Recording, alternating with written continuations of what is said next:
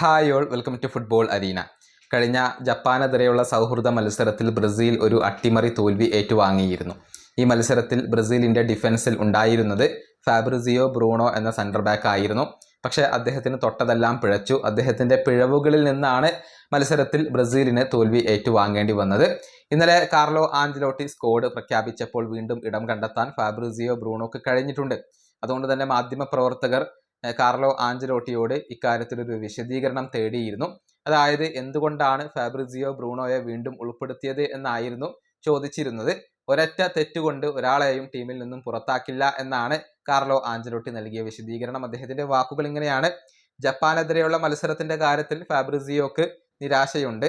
പക്ഷെ ഒരൊറ്റ മത്സരത്തിന്റെ അടിസ്ഥാനത്തിലല്ല CBF സ്റ്റാഫ് ഇവിടെ തീരുമാനങ്ങൾ എടുക്കുന്നത്. ഒരുപാട് മത്സരങ്ങളിൽ അദ്ദേഹം മികച്ച പ്രകടനം നടത്തിയിട്ടുണ്ട്. അതിൻ്റെ അടിസ്ഥാനത്തിലാണ് ഞങ്ങൾ തീരുമാനങ്ങൾ എടുക്കുന്നത്. അദ്ദേഹത്തിൽ ഞങ്ങൾക്ക് നല്ല വിശ്വാസമുണ്ട്. നല്ല ക്വാളിറ്റിയുള്ള, നല്ല സവിശേഷതകൾ ഉള്ള ഒരു താരമാണ് ഫാബ്രിസിയോ ബ്രൂണോ. പഠിക്കാനും ഇംപ്രൂവ് ആവാനുമുള്ള ഏറ്റവും നല്ല മാർഗങ്ങൾ അത് ഇപ്പോൾ പിഴവുകൾ തന്നെയാണ്. ഇതാണ് കാർലോ ആഞ്ചലോട്ടി പറഞ്ഞിട്ടുള്ളത്. അതായത് ഒരു പിഴവിൻ്റെ പേരിൽ ഫാബ്രിസിയോ ബ്രൂണോയെ മാറ്റി നിർത്താൻ ബ്രസീൽ ടീം ഉദ്ദേശിക്കുന്നില്ല എന്നാണ് കാർലോ ആഞ്ചലോട്ടി വ്യക്തമാക്കിയിട്ടുള്ളത്. ഫാബ്രിസിയോയെ കൂടാതെ ഗബ്രിയേൽ മഗല്ലസ്, മാർക്കീഞ്ഞോസ്, എഡർ മിലിറ്റാവോ എന്നിവരാണ് ഇപ്പോൾ ബ്രസീലിൻ്റെ സെൻറ്റർ ബാക്കുമാരായിക്കൊണ്ടുവരുന്നത്. ഈ വീഡിയോ അവസാനിപ്പിക്കുന്നു. അടുത്തൊരു വീണ്ടും കാണാം.